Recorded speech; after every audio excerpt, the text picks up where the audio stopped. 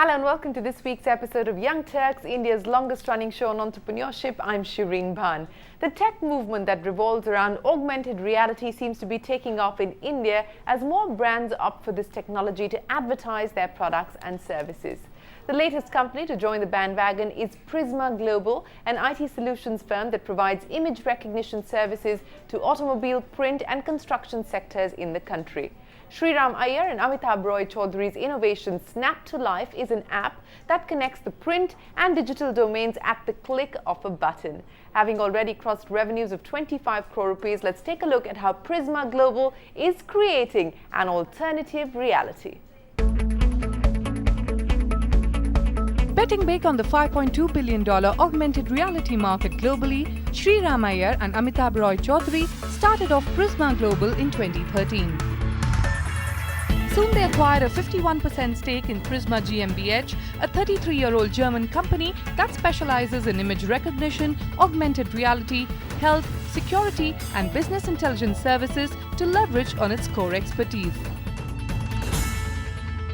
Their flagship innovation, Snap to Life, is an app for smartphones, the USP for which is the strong image recognition engine along with the unique patented two-finger snap that allows consumers to focus on images even from difficult angles. Additionally, the app is able to link printed headlines and photos to related videos, soundbites, slideshows and even 3D models. The duo claims that for some articles, even a voiceover of the written text can be provided. Some of the other features of Snap to Life include social links, emailing options, utilities like stock index and a currency converter. Some of the other areas are like in a construction space wherein when you go to buy a flat, you would just be given a 2D layout of a construction site or your flat. This technology on the mobile device enables you to actually see a 3D layout of the particular flat you want to see.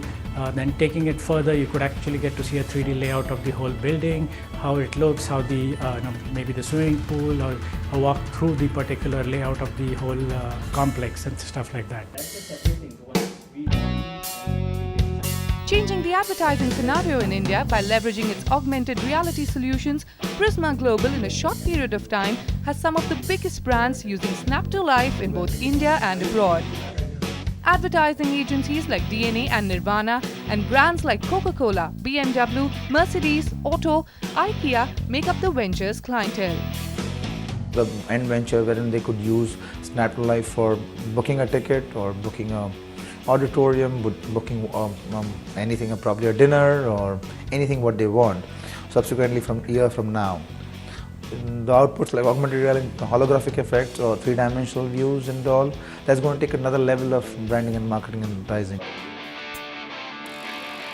Positioning Snap to Life as a software as a service or SaaS offering, the venture charges the client that's using augmented reality to display its product with no charge on the end user who downloads the app.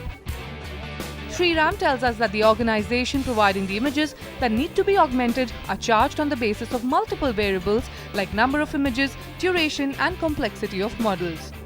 While Prisma Global has already grossed revenues of 25 crore rupees, the biggest challenge for Sriram remains reach, and for this he's now eyeing other verticals.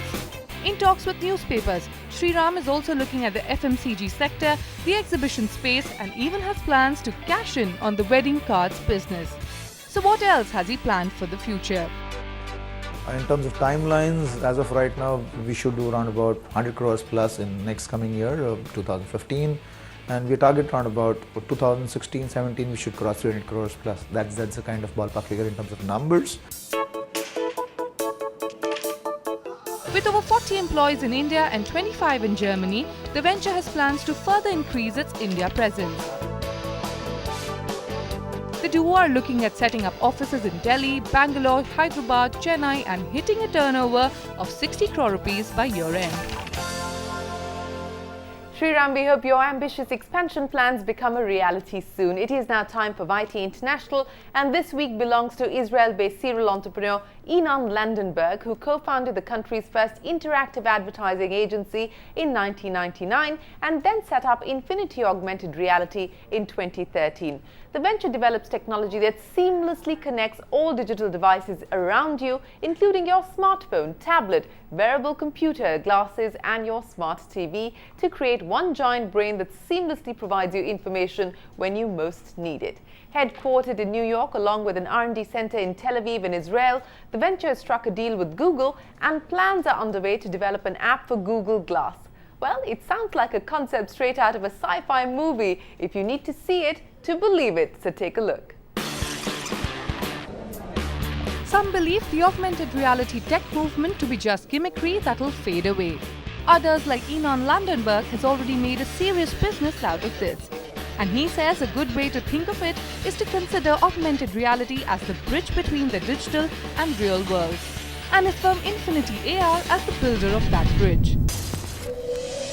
The technology developed by Infinity overlays information from the virtual world atop what we see in the real world. From identifying strangers using their public profiles to detecting their mood using voice analyzers.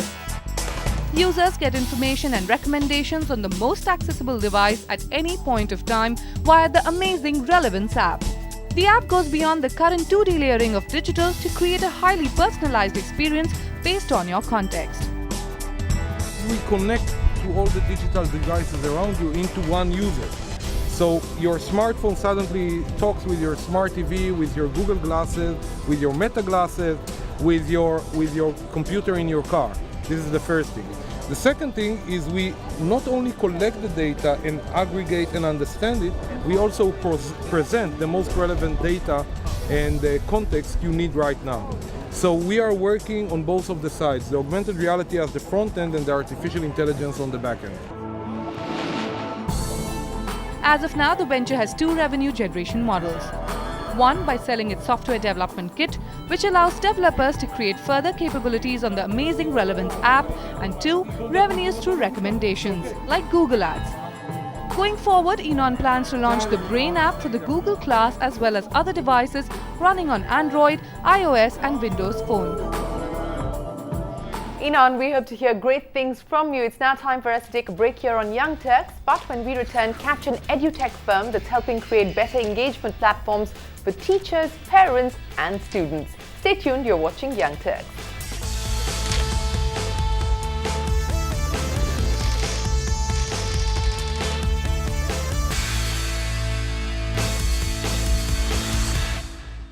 Welcome back, you're watching Young Turks. Our next guest is 26-year-old Kartik Sharma, a techie from IIT Roorkee who, after cutting his teeth with Nestle and Deloitte, decided to start up in 2012.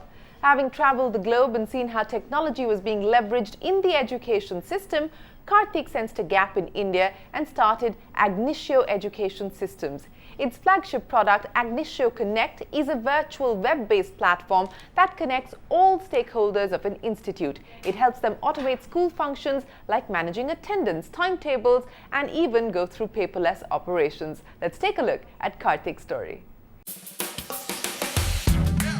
Are you running an educational institute and finding it difficult to manage so many stakeholders? Finding it tedious to manage so much paperwork? Fret no longer. Courtesy Kartik Sharma's one-stop solution that claims to make schools a more connected place that is student-centric, collaboration-driven and goes beyond just chalk and talk. I feel now on the computer we are running a parallel virtual school. While we do everything in the school, none of my student has to worry that if we've missed a day, what will happen. It's like a second support system that we've got. I'll call it very parallel to my work. It has, in a lot of ways, supplemented whatever we were doing and made it much better. We are talking about Agnito Education Systems, founded in 2012 with Kartik's personal savings of 10 lakh rupees. Its flagship product, Agnitio Connect, is a web-based platform that has many functions. For instance, the app gives the principal the ability to check attendance, do teacher comparisons, look at reports of students, and all of this at a click of a button. Our biggest USP is the design and UX which we have put into this product, because this product has been, kind of evolved over 12 months or so with a lot of discussion, deep discussions with people who actually use it, like the teachers, students. The funny thing is we started with a lot of features and we actually reduced features over time. And the product is extremely sharp and focused in terms of what really works in an education environment and what doesn't work. So most of our products which compete with us directly or indirectly, we have seen are extremely powerful tech tools, but they cannot be used and do not add real value in terms of an operational environment. Having already reached out to over 20 schools in India like Bal Bharati, Agnitio Connect enables students to interact with peers and teachers, read lectures and assignments posted on the virtual network, and on the other hand, teachers can check assignments online, upload reports and prepare timetables. The app even allows parents to keep up with their child's performance, deposit fees and even engage with teachers without the need to go to school. But how challenging was it to implement this win-win solution? The market was pretty virgin and not educated about using technology. So making people aware about why they should really change.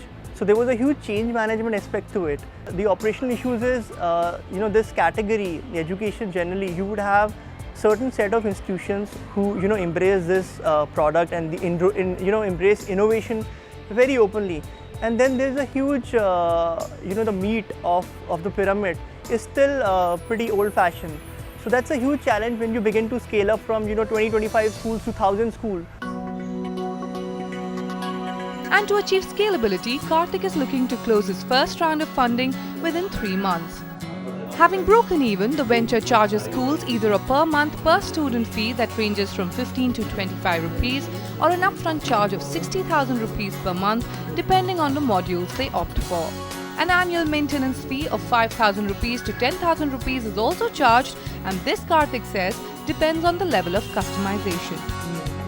We are looking pretty aggressively in terms of tapping pan-India as well as outside India. So we're talking to partners in Africa to target that continent, and we plan to go international in next 5 months. And in terms of our school base, we want to scale it up to at least 500 schools by end of next financial year. While Karthik seems to have played the game right so far, he's still a few strokes away from implementing his long-term vision of taking Agnitio Connect to every school in India to facilitate cross-school sharing of resources to create a nationwide knowledge network. Karthik here is wishing you the very best of luck for the future. And as a token of our appreciation, we're saluting the spirit of entrepreneurship in association with our luxury partner Rado. We're giving away special Rado watches to our young achievers who are being featured on our show. So thank you very much for being a part of the Young Turks family.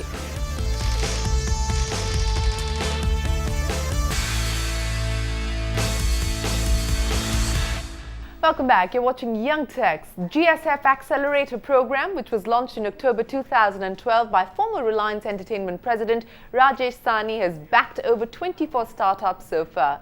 The accelerator program has evolved over 18 months, and it's helped startups not only raise funding but also help them mark a presence in the global market by taking 10 promising firms on a global roadshow through London, Berlin, New York, Boston and San Francisco. Earlier this month, the team organized the Global Super Angels Forum 2014 in the capital, which saw startups, VCs, expat entrepreneurs doing business in India, and of course many industry veterans came together to share their ideas on Young Turks. Here's a look at all the action. Ready, steady, go! Unlike most conferences and meets, GSF 2014 saw a lot of new twists and unconventional ways of bringing investors and startups together. One of them was the GSF Ixigo 10K Startup Run. The stature and the nature of the conference is growing as the most eminent place for the startup community to come together and unwind and relax and exchange ideas in a very unconference, collegiate environment. We wanted startups to not just connect over conferences and events, but also to actually come here, run together, enjoy the nature, and get to know fellow entrepreneurs, fellow investors. I see GSF more as a platform where the entire community gets together and we form relationships. It's not necessary to find a fundable startup. So we've been associated with GSF since it started, and Rajesh has been kind enough to involve us. And GSF took its ethos of doing things differently to a new level with 12 VCs and angel investors making their billion-dollar pitches to a park full of startups. We had the good fortune and a great opportunity to team up with Rajesh on Little Eye Labs. If we knew the billion-dollar idea, we would do it as entrepreneurs, previous entrepreneurs. we would have done it. Where am I going with this? All of these present billion-dollar opportunities. There are ever-increasing numbers of excellent entrepreneurs with good ideas, several of them going after the overseas market. That just keeps getting better and better.